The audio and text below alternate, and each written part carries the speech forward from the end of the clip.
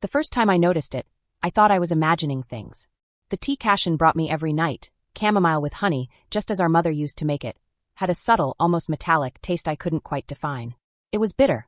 I told myself it was just the brand name. Maybe a different tin than the one in the store, nothing more. But what I felt afterward was hard to ignore.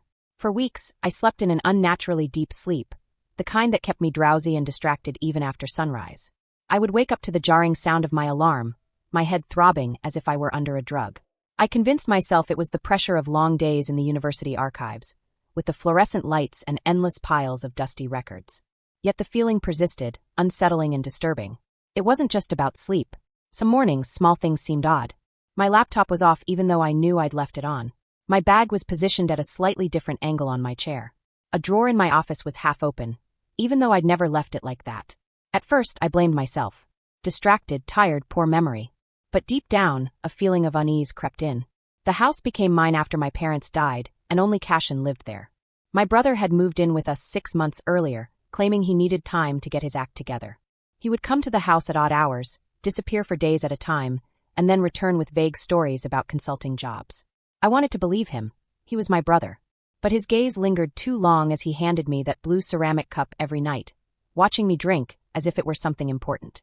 The night I pressed the cup to my lips and felt the bitterness again, I couldn't shake it off. I stared at the rising steam, remembering every time I'd woken up confused, every object missing, every unsettling gap in my memory. A thought I'd never wanted to voice took root in my mind, heavy and undeniable.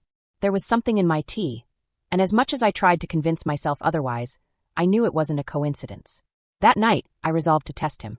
The following evening, I held my hand steady as Cashin passed the cup across the kitchen table toward me. The familiar scent of chamomile wafted in gentle waves, but its bitterness lingered in my memory, sharp and unpleasant. He leaned back on the counter, arms crossed, watching me as if the mere act of drinking tea meant everything to him. I lifted the cup and forced a faint smile. "It smells lovely," I said to buy myself some time. The liquid touched my lips, but I didn't swallow. I waited until his phone rang in the other room, and he moved away, muttering something unintelligible. In that brief moment, I quickly poured the contents of the cup into the sink, then refilled it with tap water, adding a drop of honey to make up for the lack of liquid. When he returned, I was holding the cup in my palms as if enjoying its warmth, and I was almost finished. I told him this, tilting the cup to show him the level.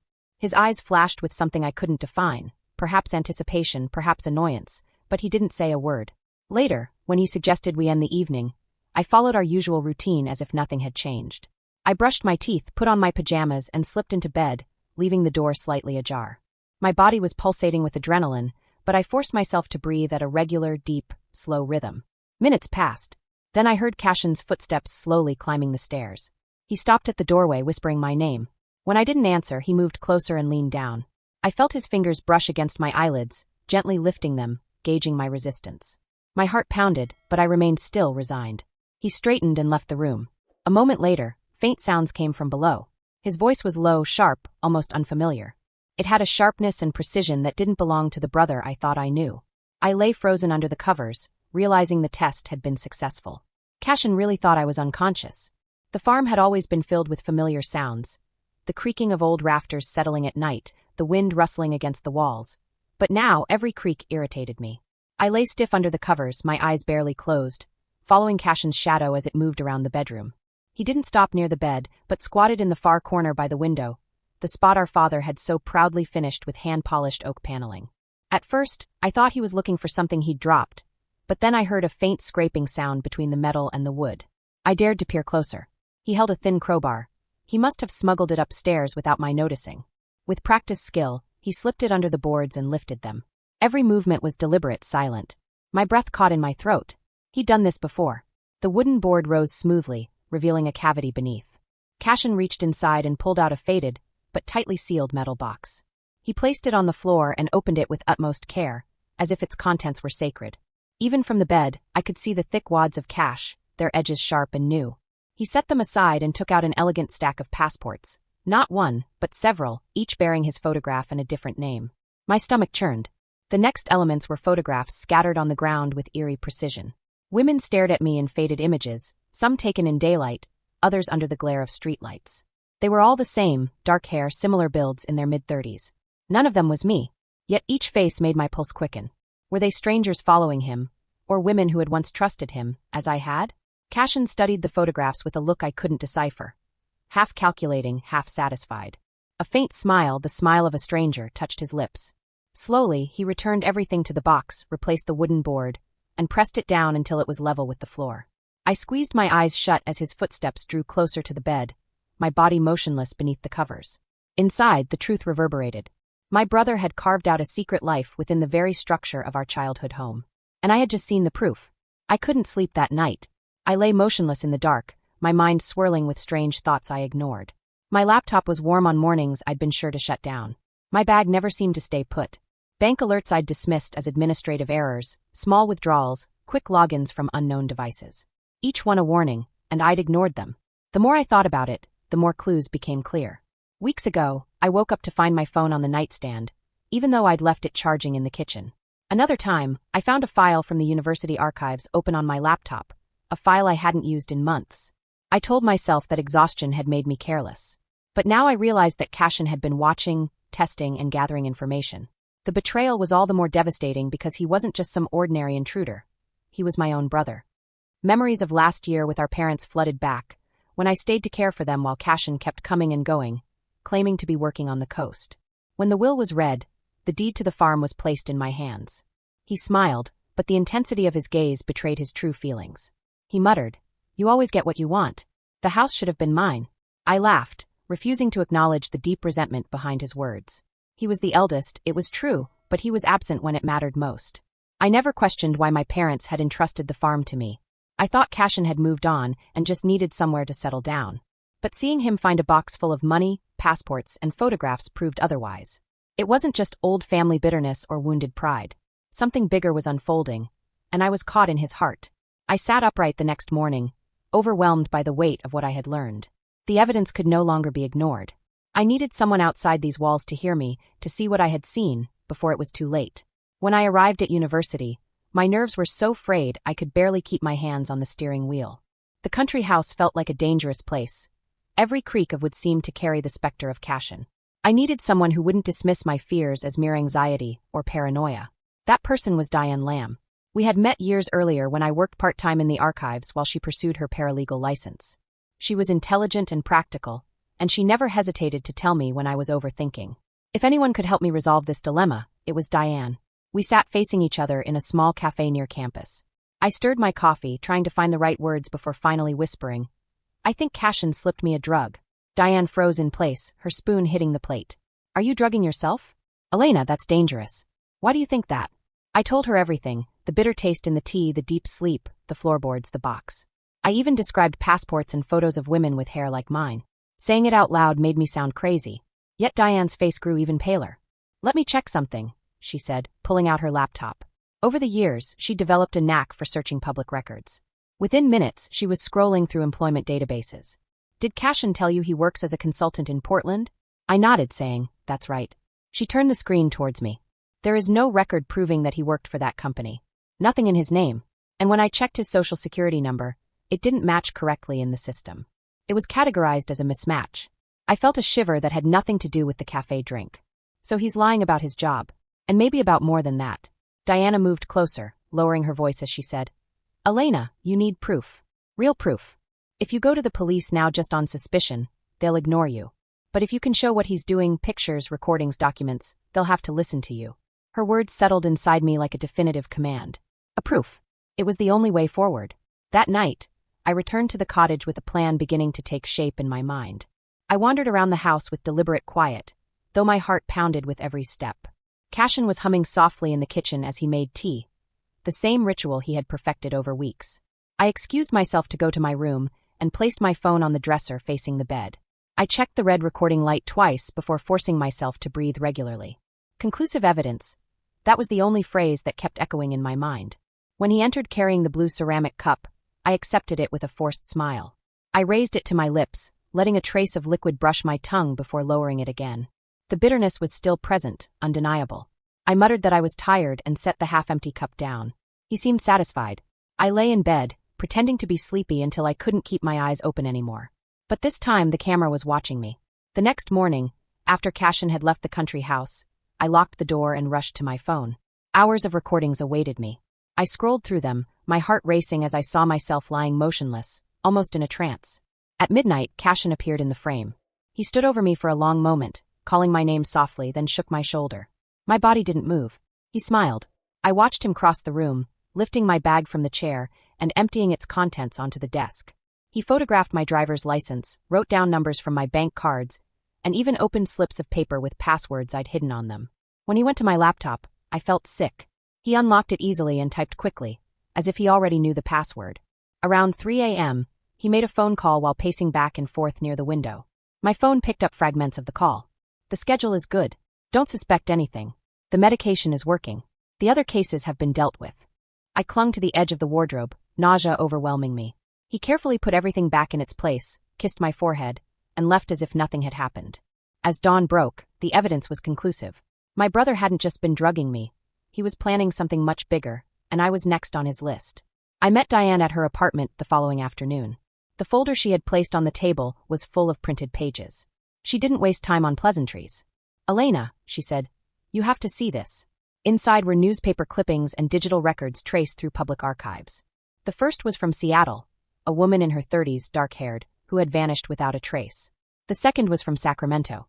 Another woman in the same age range with the same dark hair had been reported missing after last being seen leaving work. The third was from Phoenix. An almost identical story. Money had been withdrawn from their bank accounts within weeks of their disappearance. And all of them held professional positions that afforded them access to financial or corporate records. A chill ran down my spine as I realized they all looked eerily like me. Diane said, "Cashin has a pattern. He targets women who can open doors for him. Women he can erase from existence." I stared at the pictures and my throat tightened. "Do you think he's done this before?" She looked at me sharply and said, "I think he's done this more than once, and I think your turn is coming." The words rang out like a verdict. My hands trembled as I handed the papers back to her. "We have to go to the police." That evening, we sat across from Lieutenant Marcus Cole at the Salem police station. He listened intently as I described the tea, the floorboards, and the recordings. Diane moved the file across the desk, her research meticulous and damning. Cole leaned back, clasping his hands. "This is troubling, but it's still circumstantial. What you've given me suggests suspicion, not intent. To make an arrest, we need direct evidence of a crime about to happen, or one that is already happening." My chest tightened. "So I just have to wait and pretend to drink whatever he gives me until he collapses." Cole's expression softened. "I know this sounds unbearable, but if your brother is planning something, catching him in the act is the only way to stop him once and for all. We'll deploy officers nearby. You won't be alone." His words weighed heavily on me. The evidence meant pretending to be dead for a longer period while Cashin carried out whatever plan he was secretly plotting. That night, when I returned to the farm, the decision had been made within me. I would remain silent until everything was revealed to me. The country house was colder than usual that night, even though all the windows were closed. I followed the routine as if nothing had changed. Tea on the table, pleasant conversation, and feigning sleepiness. Cashin seemed brighter, even cheerful, like a man nearing the end of a long wait. When I set the half-empty cup aside, he smiled with a relief that frightened me. Upstairs, I lay still on my bed, the lamp within reach. My heart pounded as I struggled to catch my breath. Cashin's footsteps approached midnight, each one deliberate on the stairs. He stopped at my door, called my name twice, and then entered. I opened my eyes slightly to see him kneeling again by the window. The oak panel rose smoothly, revealing the metal box. But this time, he didn't look at the money or the photos for long. From under the pile of passports, he pulled out a small glass vial filled with a clear liquid and a syringe wrapped in paper. He held them carefully, even tenderly, before whispering into the darkness. "Thursday morning, Elena. Just one incident. No one will ask about it." I bit the inside of my cheek, fighting back a gasp. His words were final, practiced, and devastating in their execution. With trembling fingers, I reached for the lamp on my nightstand. 3 quick presses of the switch.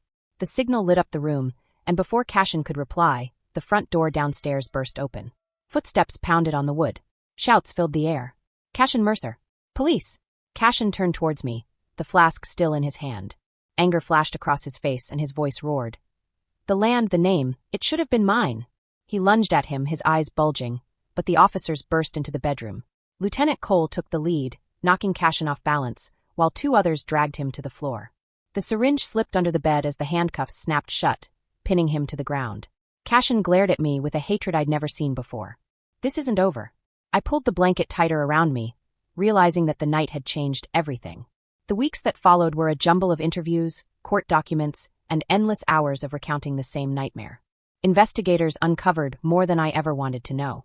Cashin was linked to accounts in multiple states, each connected to women who had vanished under eerily similar circumstances. Seattle, Sacramento, Phoenix. The very faces Diane had shown me were now damning evidence. My brother didn't just harbor a grudge against me. He lived like a predator, shifting from one identity to another. At the farmhouse, calm returned after the chaos.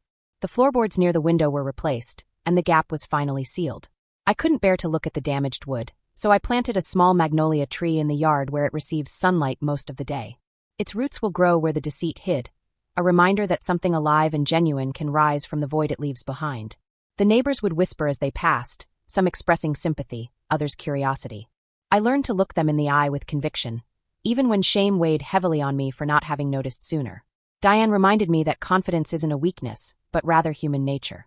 Months later, standing before a community forum, recounting my story aloud, I realized she'd been right. I felt a difference in the country house when fear no longer silenced my voice. Its walls no longer echoed doubt. I chose to open its doors to host small gatherings, to teach university students about local history, and even to let them see the magnolia blossoms in bloom. Cashin's trial continued, each revelation darker than the last, until the verdict was delivered. But my life no longer revolved around what he had taken from me. It revolved around what I had reclaimed.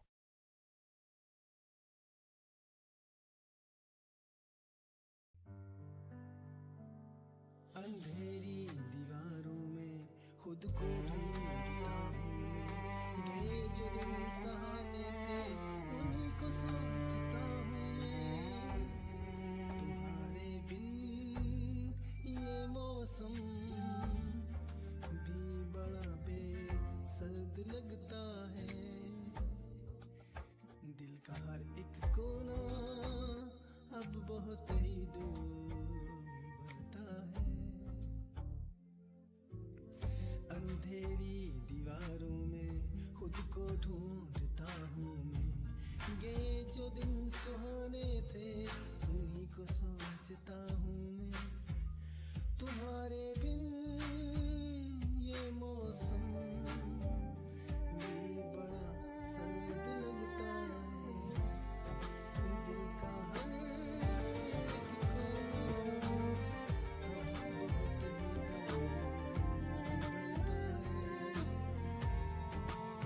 मेरे साए भी मुझसे अब जुदा होने को कहते हैं तुझे खोने की राहों में ये आंसू बहने लगते हैं कहाँ जाऊं कहाँ ढूंढूं मेरा वो साजो सामा तो मेरी हर एक तमन्ना तू मेरी रूह का मका तू लकीरों में नहीं लिखा जो तुमने ख्वाब देखा था वफा की इस कहानी में फकत एक गम ही लिखा था सितारों से भी पूछता है पता तेरा कहाँ होगा मगर खामोश है दुनिया कहाँ मेरा जहाँ होगा बस एक बार मुड़ के देख ले मेरी बेबसी की सूरत मुझे है आज भी तेरी वफा की सख्त जरूरत साए मेरे तन्हा सफर बस रह गया दर्द का असर साए मेरे तन्हा सफर बस रह गया दर्द का असर